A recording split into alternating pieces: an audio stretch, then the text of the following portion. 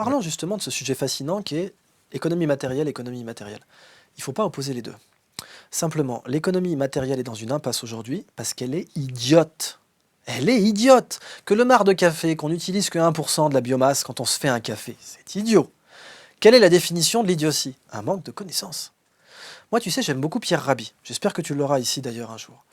Et tu sais, rien n'est parfait chez aucun des penseurs. Je veux dire, petite parenthèse importante, tu peux détecter quelqu'un qui n'est pas mûr intellectuellement à ce qui te dira ne mangez pas de cette pomme, j'ai entendu dire qu'il y avait des pépins dedans. Donc arrêtez de faire des tartes tatin, il y a des pépins dans les pommes. Dans le débat intellectuel, c'est souvent ça. C'est-à-dire, oh, tu sais, mais machin, il a dit des trucs. Ouais. Prends ce qu'il y a à manger dedans, c'est pas la même chose pour tout le monde. Cuisine-le bien, raffine-le. Si on s'était arrêté au goût naturel des fèves de cacao, on n'aurait jamais eu le chocolat. Tu parles de Mais Jacques Attali, là, non? non, je parle de n'importe qui en fait. Je peux te parler de Laurent Alexandre, je peux te parler de Cédric Villani, je peux te parler de Tu n'importe les quel as vus, ces penseur. interviews, là? Bien sûr. Et je peux te parler de n'importe quel penseur. Dans n'importe quel penseur, tu as des choses tu as de la peau à enlever, tu as des pépins à enlever, et puis tu as de la chair que tu peux manger ou crue ou cuisinée. Et donc c'est pareil pour Gunther Pauli, c'est pareil pour tous les grands penseurs de notre époque. Et donc si tu veux, dans l'économie de la connaissance, c'est pareil. Dans Pierre Rabhi, pour en venir à ça, il parle de décroissance. Il parle de sobriété heureuse, il parle de décroissance. Bah là, automatiquement, tu vas te dire, attends, c'est pas possible, Idriss, il est en contradiction avec ça. Parce que il te parle, il dit, attends, pourrait-on avoir une croissance infinie? La connaissance est infinie. Comment démontre-t-on que la connaissance est infinie? C'est très simple. Toute démonstration constitue une connaissance. Or, on sait depuis les années 20 que la collection des démonstrations mathématiques est infinie. On sait depuis Brouwer et Gödel qu'il existe un nombre, une diversité infinie, c'est une collection. On ne parle pas d'ensemble, parce que c'est beaucoup trop grand pour être un ensemble, qu'il existe une collection infinie de démonstrations, de propositions qui sont vraies et démontrables. Et ça démontre que la connaissance est infinie. J'ai vu qu'un mathématicien amateur avait dit que la connaissance ne pouvait pas être infinie. Bon, malheureusement, cet argument n'est pas valable. La connaissance est bien entendu infinie. Eh bien, je dis, pourrait-on avoir une croissance infinie si elle était basée sur la connaissance? On sait que la croissance infinie, c'est pas possible, matériellement.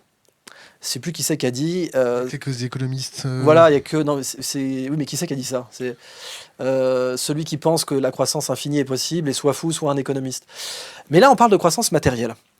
Et il est véritable, il est authentique, qu'on ne peut pas avoir une croissance infinie. D'abord, alors si on veut être totalement rigoureux scientifiquement, on va dire bon, première loi de la thermodynamique, la quantité d'énergie dans l'univers est fixe, et la masse représente de l'énergie, donc la quantité de masse dans l'univers est fixe, donc tout ce qui est massif est fini, et donc il ne peut pas y avoir de choses matérielles, tangibles, massives et infinies, donc il ne peut pas y avoir de croissance matérielle infinie. C'est vrai, bon, on n'a même pas besoin d'invoquer l'univers, on peut parler de la planète Terre, elle est finie.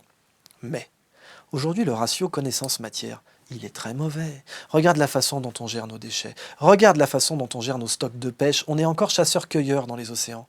On est en 2018 et on pêche du poisson sauvage majoritairement. C'est débile. Ce n'est pas quelque chose que nous devons faire. Je pense sincèrement que l'être humain a un désir intrinsèque d'infini. Je pense que l'être humain, tu ne peux pas lui enlever une sorte de désir, bon, qui pour moi est d'origine, tu pourrais dire spirituelle, mais pour Platon, ce serait de l'ego. Tu sais, Gandhi avait dit, il y a suffisamment de ressources sur Terre pour nourrir tout le monde, mais pas l'ego de tout le monde. L'ego aspire à l'infini. Mais s'il essaie de rassasier son désir d'infini par le monde matériel, il est mort. Et le monde matériel va mourir avec lui. Le seul monde qui peut rassasier le désir d'infini de l'humain, c'est le monde immatériel. La connaissance et au-dessus, la sagesse, qui est plus puissante que la connaissance. La sagesse est supérieure à la Mais connaissance. c'est quoi la sagesse? La connaissance de soi. Tous les grands sages, à travers toutes les époques, ont systématiquement ramené cette réalité qui est que la sagesse, c'est la connaissance de soi. Et là, tu vas me parler de Marc Aurèle. Bon, avant, non, je vais te parler de Chilon de Lacédémone. Je vais te parler de Zoroastre. Je vais te parler de Confucius, de Lao Tse, et bien entendu de Marc Aurèle. Mais Marc Aurèle, c'est plus en géopolitique que j'aime le citer. Parce que pour moi, son stoïcisme s'applique aux États. Quand Marc Aurèle te dit que les gens ne désirent pas ce qui est bon pour eux, ça marche avec les États aussi. Les États ne désirent pas ce qui est bon pour eux. Et la notion d'intérêt national, elle est très dangereuse parce qu'elle présuppose que l'on sait ce qui est bon pour l'État. Et quand tu regardes l'histoire, en particulier de France, quand tu penses, tu as Clémenceau, quelqu'un qui est très intéressant, mais c'est quand même à lui qu'on doit la Seconde Guerre mondiale. S'il n'avait pas imposé le diktat de Versailles, s'il n'avait pas été aussi hardcore Avec les Allemands. avec les Allemands, on n'aurait pas eu la Seconde Guerre mondiale. Donc les États ne savent pas ce qui est bon pour eux. C'est plutôt pour ça que je cite Marc Aurèle.